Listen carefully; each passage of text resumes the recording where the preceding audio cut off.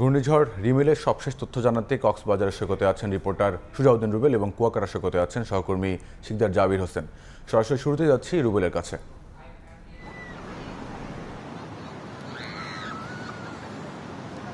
বঙ্গোপসাগরে অবস্থানরত নিম্নচাপটি গভীর নিম্নচাপে পরিণত হয়েছে, যার কারণে কিন্তু এরই মধ্যে কক্সবাজারে বিরূপ প্রতিক্রিয়া আমরা লক্ষ্য করছি। সকালে মেঘাচ্ছন্ন আকাশ ছিল, কিন্তু আবার হঠাৎ করে এখন রোদ উঠেছে এবং পাশাপাশি আবার আমরা দেখছি ব্যবসা গরম, কোনো বাতাস নেই।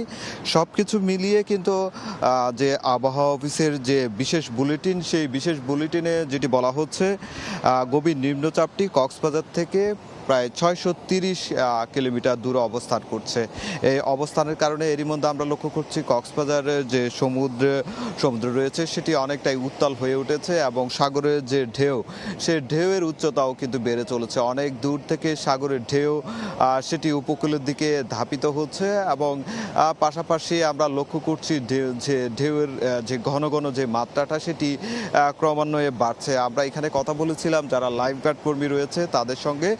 তারা যেটি বলছে, ঘূর্ণিঝড় শুরু হওয়ার আগে যে বিরূপ প্রতিক্রিয়া আবহাওয়া তৈরি হয় সেটি কিন্তু এরই মধ্যে সেটির প্রভাব কক্সবাজারেও পড়তে শুরু করেছে। একদিকে ব্যবসা গরম, অন্যদিকে সে সাগর উত্তাল এবং ঢেউয়ের যে মাত্রা সেটি বেড়েইছে। এবং এখানে আসলে যেটি লক্ষ্য করছি, সমুদ্র সৈকত এলাকায় মানুষজন যে পর্যটকরা আসে, পর্যটকের যে আনাগোনা এবং যে সমুদ্র সৈকতে নেমে যে আনন্দ করে, সেটি ঢেউয়ের যে মাত্রা দেখে অনেকে সাগরে নামছেন না, অনেকে ভয়ে তারা সমুদ্রে যে বালিয়াড়ি রয়েছে সেই বালিয়াড়ি থেকে সমুদ্র উপভোগ করছে, সেটি লক্ষ্য করছি। তবে আবহাওয়া অফিসে এখন পর্যন্ত আমরা সকালে আবহাওয়া অফিসের কার্যালয়ে গেছি কক্সবাজার, সেখানে আসলে আবহাওয়া অফিসে যে গেটটি রয়েছে সেটি তালাবদ্ধ রয়েছে এবং কোনো লোকজনকে আসলে সেখানে দেখা যায়নি। পাশাপাশি যে বিষয়টি বলা হচ্ছে, যেহেতু এটি ঘূর্ণিঝড় রেমালে পরিণত হতে পারে গভীর নিম্নচাপটি,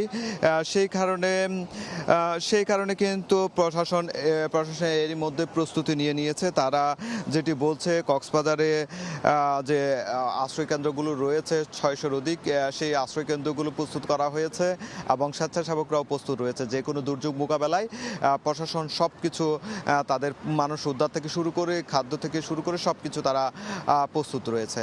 তো এই ছিল আমার কাছে কক্সবাজার থেকে সবশেষ। আমরা এখন চলে যাচ্ছি পটুয়াখালী সৈকতে, রয়েছেন আমাদের সহকর্মী শিকদার জাবির হোসেন।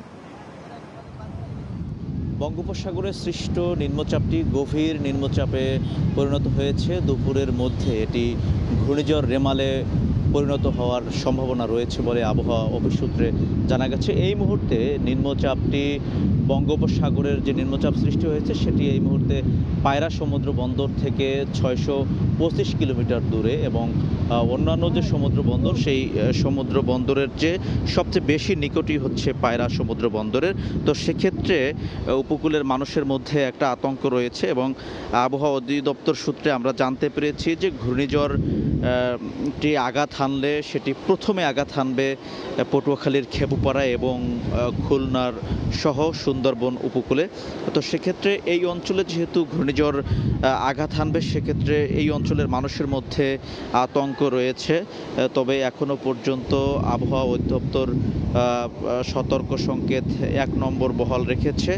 নতুন করে সতর্ক সংকেত আবহাওয়া অধিদপ্তর জারি করেনি। আবহাওয়া অধিদপ্তর সূত্রে আমরা জানতে পেরেছি ঘূর্ণিঝড়টি দুপুরের মধ্যে, এই যে নিম্নচাপ, সেই নিম্নচাপটি দুপুরের মধ্যে ঘূর্ণিঝড়ে রূপ নিতে পারে, এরপর লন্ডভন্ড করে দিতে পারে উপকূল। সে কারণে উপকূলে মাছ শিকারী যে জেলে ট্রলারগুলো রয়েছে, সেই জেলে ট্রলারগুলোকে নিরাপদে থাকতে বলা হয়েছে। তো একটু অবগত করি, সেটি হচ্ছে এই মুহূর্তে যেহেতু 65 দিনের নিষেধাজ্ঞা, সেক্ষেত্রে সমুদ্রে মাছ শিকারী ট্রলার নেই বললেই চলে। জেলেরা ঘাটে নোঙর করে আছেন, সেক্ষেত্রে জেলেদের নিয়ে সংখ্যাটা কম রয়েছে।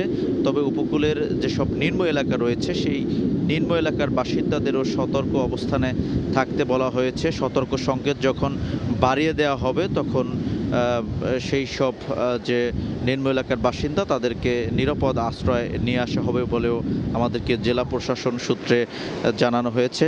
অতীতে যতগুলো ঘূর্ণিঝড় আঘাত এনেছিল সেই ঘূর্ণিঝড়গুলো সবচেয়ে বেশি ক্ষতিগ্রস্ত করেছিল পটুয়াখালীর রাঙ্গাবালী ও কলাপাড়া উপকূলকে।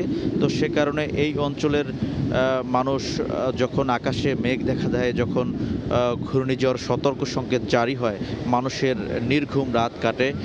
সিডর, আইলা সহ প্রলয়ঙ্করী যেসব ঘূর্ণিঝড় আঘাত এনেছিল সব ঘূর্ণিঝড়েই কিন্তু উপকূলকে লণ্ডভণ্ড করেছিল, উপকূলের মানুষের জানমালের ব্যাপক ক্ষতি করেছিল। আমরা আসলে জানি যে পটুয়াখালী যেহেতু উপকূলবর্তী এলাকা, সেহেতু উপকূলের মানুষ আসলে সব সময় পানিতে ডুবে থাকে। যে কোনো ঘূর্ণিঝড় হলে সর্বপ্রথমে কিন্তু এই উপকূলে আঘাত এনে থাকে।